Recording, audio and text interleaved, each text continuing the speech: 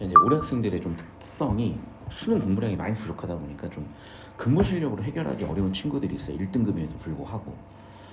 그래서 좀 제가 타협점 이제 말씀드리는 게 이제 이런 부분들인데, 필요하면 줄거리나 보기 있으면 그것부터 먼저 보세요. 그리고 그냥 어느 정도 예측을 하셔도 돼요. 무슨 얘기인지 알겠어? 그러니까 이 같은 경우에도 줄거리를 먼저 보면 어느 정도 느낌이 잡혀요. 자, 오늘 이제 수업할 거는 뭐냐면 얘입니다. 그리고 먼저 보기부터 이제 본다고 치면은, 일반적으로 사람은 노년기에 접어들면 그러니까 인물에 대한 얘기인 거예요. 그럼 인물은 주인공일 가능성이 크겠지라고 생각하고 가세요. 자, 그럼 이 사람의 성격이죠. 노년기에 접어든 거야.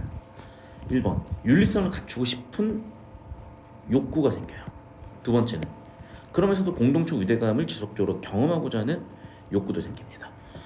그럼 이 인물은 노년기에 접어들면서 윤리를 갖추고 싶고 공동체 유대감을 갖추고 싶은 그런 존재가 되는 거고, 세 번째, 그동안 살아온 삶의 가치와 존재의 의미도 확인하고 싶어지고요. 이 작품에서는 이제 스토리가 나오는 거죠. 첫 번째, 뭐라고?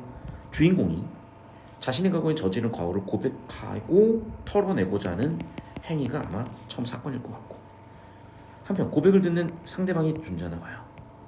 이 사람은 시해, 그래, 내가 너를 죄를 사하노라 같은 용서의 자세로 받아들이는 것이 아닌가 봐요. 그럼 어떤 방법이냐? 용서가 아니라 공감해준다는 것 같습니다.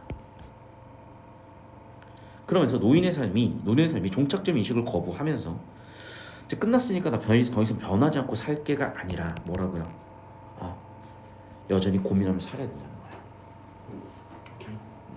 그러니까 꼰대가 뭐야? 지 말만 하는 게 꼰대잖아. 10대 꼰대도 있어. 그럼 답정너 그 느낌 얘기하는 겁니다. 됐죠? 그러니까 보기를 본다면 어떤 식으로 봐야 되는지 예시를 드린 겁니다. 오케이. 자, 그래서 초반부 인사비 세팅하라 그랬습니다. 자, 인물, 우리가 다시 만난 지 얼마나 됐지? 아마도 뭔가 이별의 상황이 있었고 뭐 단절의 상황이 있었나 봐요. 인물 동그라미 사건 네모 많이 됐을 거야. 그래도 우리 보지 않았나? 한 동네라는 배경에 들어온 거는 처음이잖아. 정말 오랜만이잖아.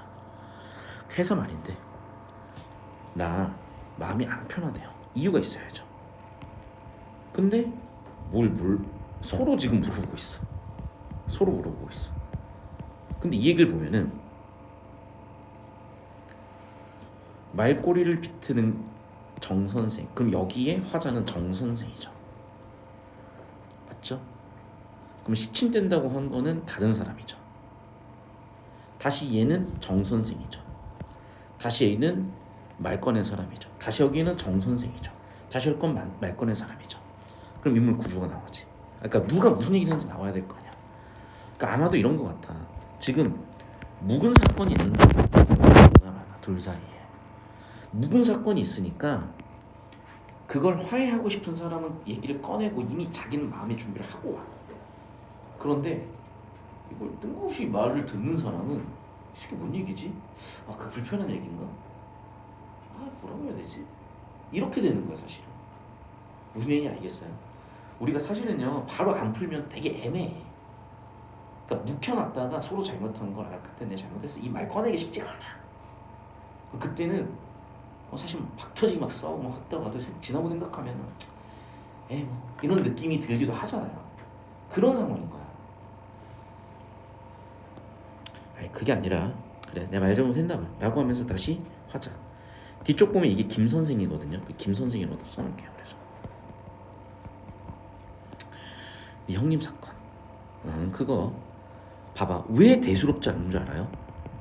대수롭지 않아서가 아니야. 묵은 사건이니까 이게 어떻게 뭐라고 해야 될지 모르겠는 거야.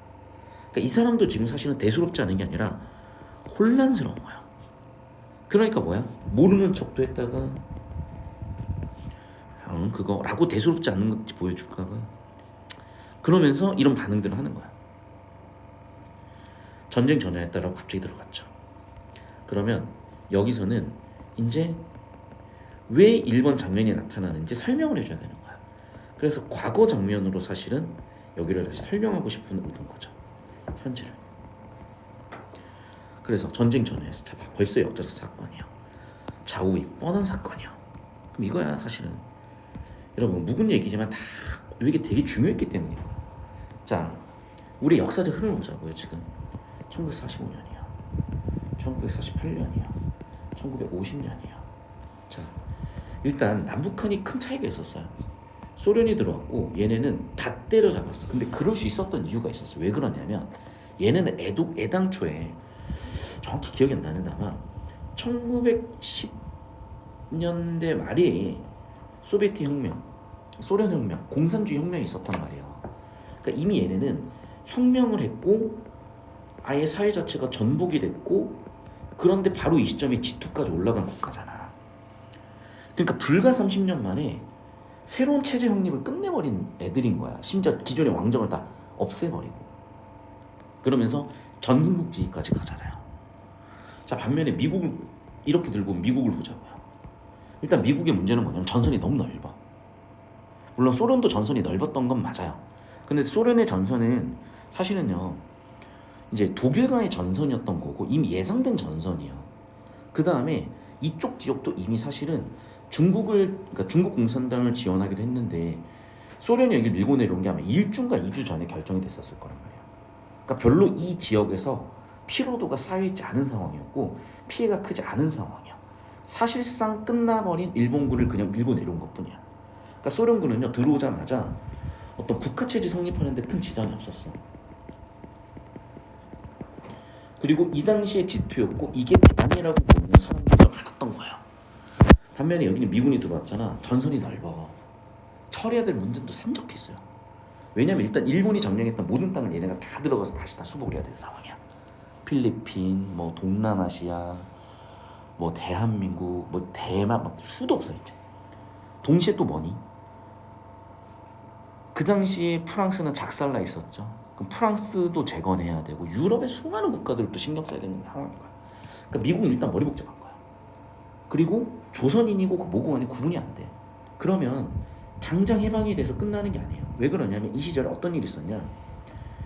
조선인들이 일본인들을 학살했었어, 일방적으로. 그랬겠잖아. 우리가 이미 알고 있는 역사이고, 그런데 우리가 놓치고 있던 역사를 생각을 해보자고. 일본인이라고 다 나쁘진 않았을 거라고. 자, 친일하자는 얘기가 아니야. 그런데 일본인들 중에서도 평범한 사람들이 있었을 거야.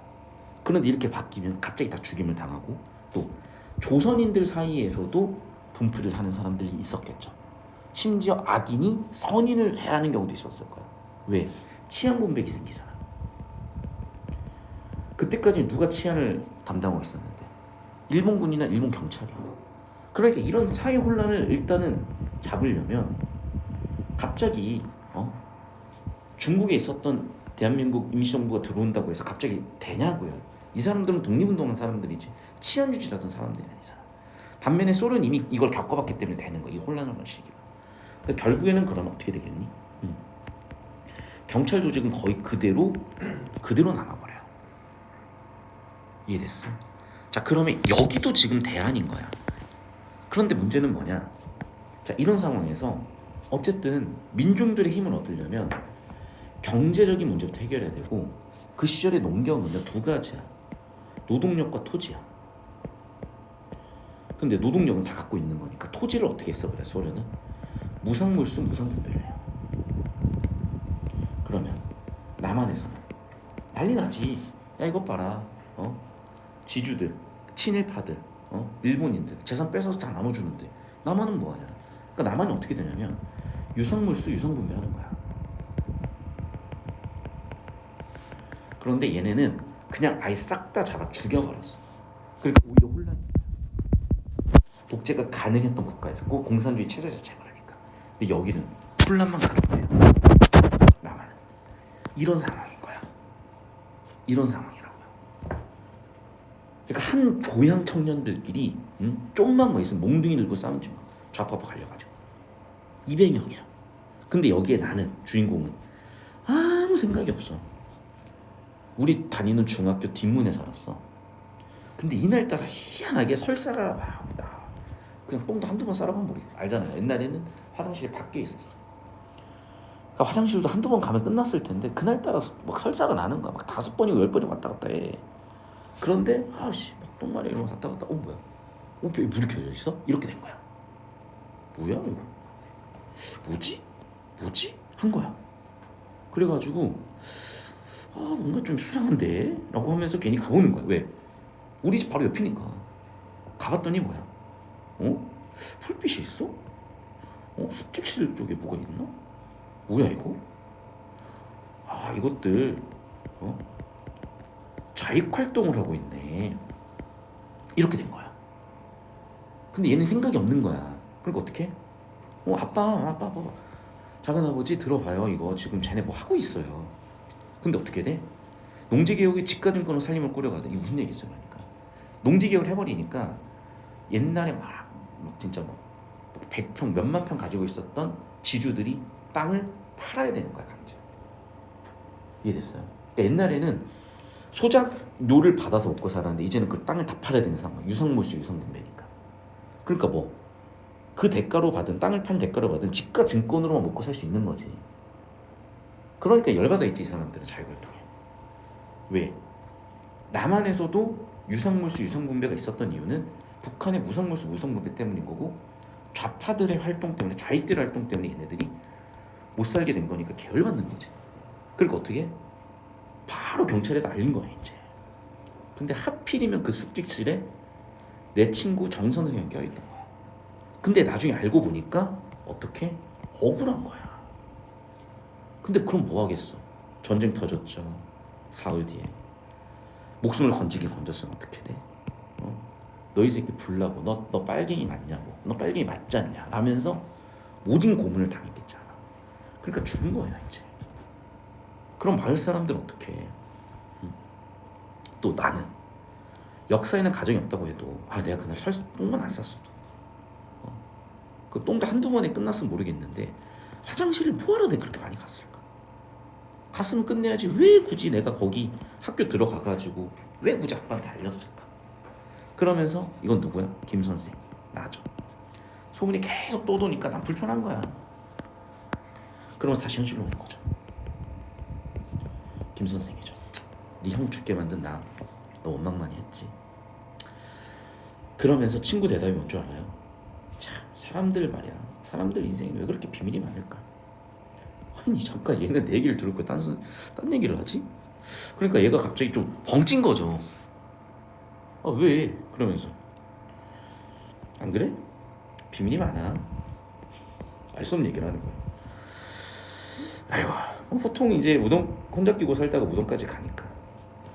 근데 그 비밀이라는 게 말이야 실수야. 부끄러움이지. 근데 말이야 죽이고 싶을 거야. 섬뜩하죠.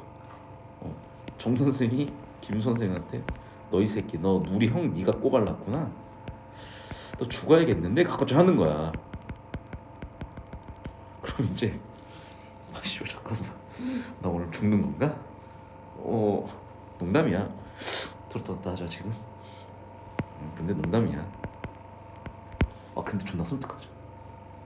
너 새끼였어? 우리 형 꼬바른 새끼야 너 새끼였어?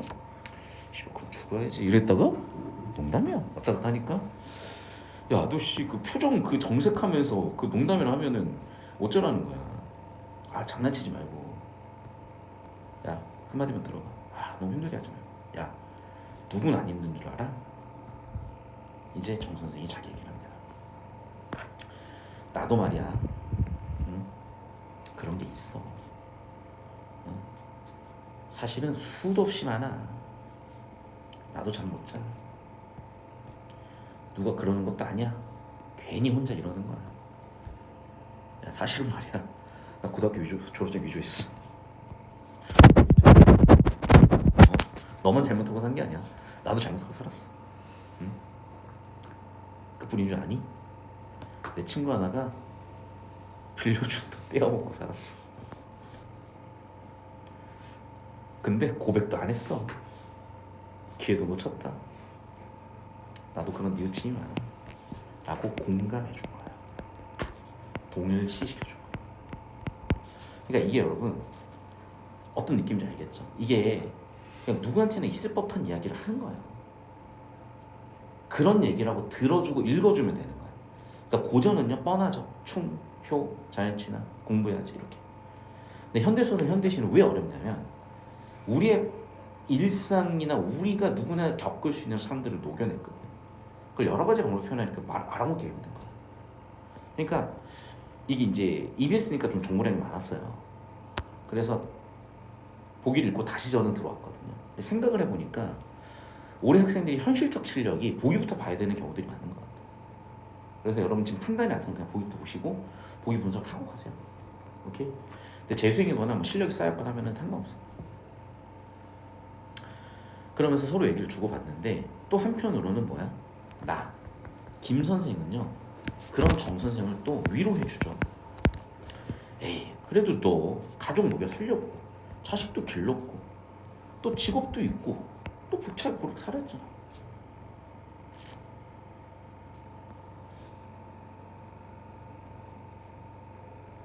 다시 정 선생, 김 선생, 정 선생, 김 선생. 그러면서 뭐래? 아니네. 정 선생이 얘긴데 여기는 또. 헷갈려. 존나 헷갈려 진짜. 그냥 넘어가고. 자, 그래서. 근데 뭐래? 전 선생이 김 선생으로 나갔어요. 다시 김 선생이죠. 정 선생이죠. 김 선생이죠. 아니 그냥 대로 지내자. 내가 아까 얘기했었죠. 현대시 풀면서 고전시가 풀면서 이태원 얘기도 했었고 가슴 먹고 사는 거야. 누구나 어떻게 할 거야? 가슴 먹고 사는 거야. 세월호 부모들은 세월호 가슴 먹고 사는 거고요. 이태원 부모들은 이태원 가슴 먹고 사는 거야. 마찬가지야. 누구한테나 그런 사건 사고들은 있어요. 물론 이제 죽기까진 않을 수도 있지만 그리고 그 정도의 헤아릴 수 없을 정도의 아픔은 아니겠지만 누구나 말 못한 아픔들을 가지고 살아요. 그리고 그 아픔들이 때때로 정말 창피한 실수기도 하고 고이기도 하고 부끄럽기도 하면 그래서 뭐야? 아니 우리가 내가 우리 형도 아니고 당사자도 아닌데 내가 용서한들 용서가 되겠으며 내가 용서할 주체도 아니거니와 설령 내가 여기서 용서라고 한들 그게 없어질 일도 아닌데 그냥 묻고 사는 거야. 응? 우리 그거 용서하고 끝내자? 아니 그거 우리 건방이야. 이런 얘기를 한 거야. 허영이야. 가당차는 건방이야. 죽는 날까지 사람인 것이 사람의 노릇이다. 그냥 우리 죽는 날까지 그 기억 그 고통 그 부끄러움 다 안고 사는 거야.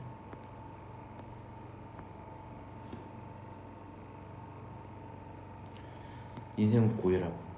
너 그렇게 잘못해놓고 깨끗한 얼굴로 말끔히 털어내고 젖은가 봐. 혼나.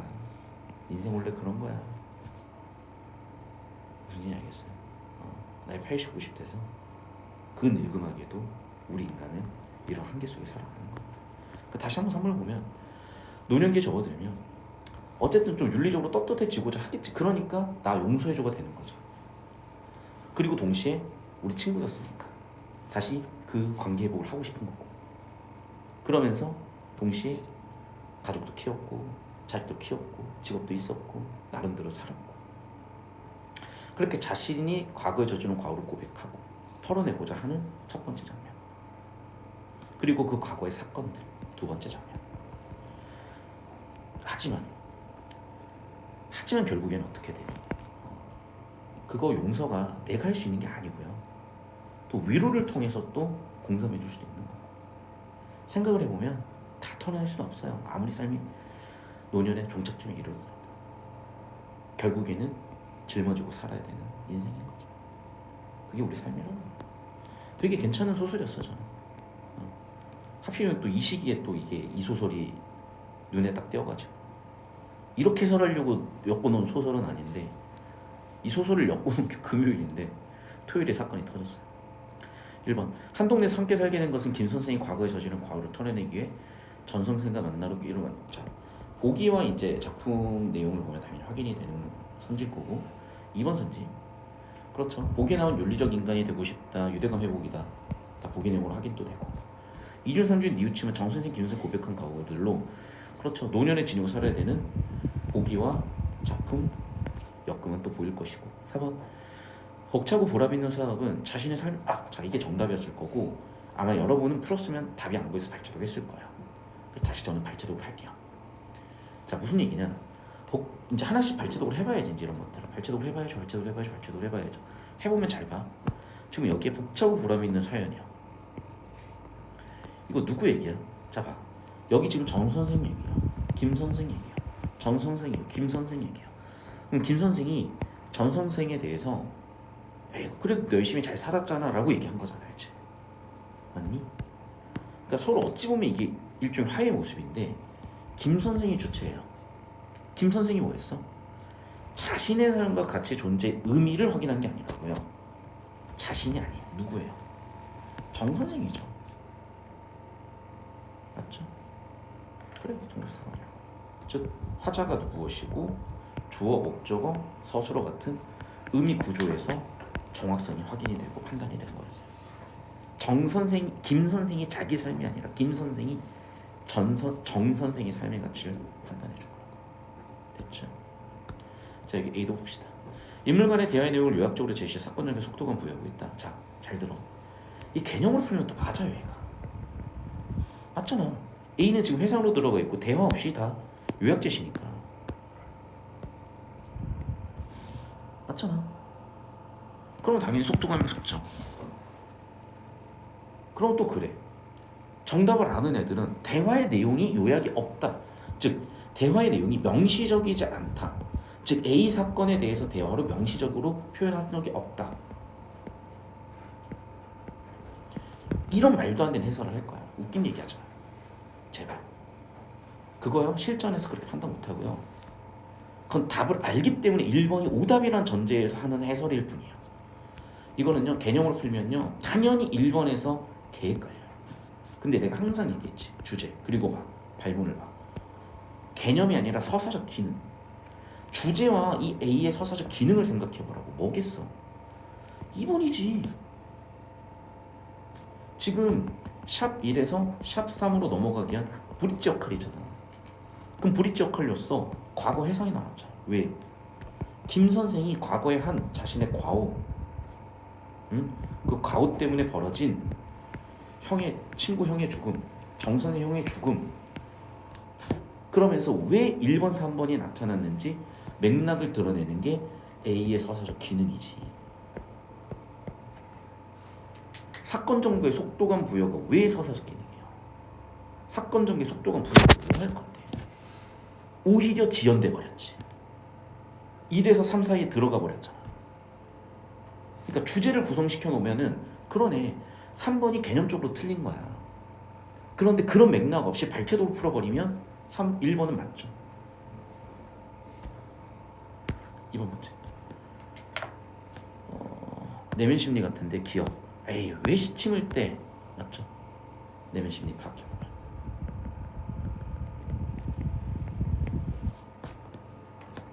니은도요. 니은 같네요. 왜? 무슨 얘기야? 이제 알았어? 이제. 니은은 사실 이제 알았니? 야. 기억나니? 이거예요. 무슨 상대방이 제 쪽으로 내가 얘기했지. 정답이 됐습니까?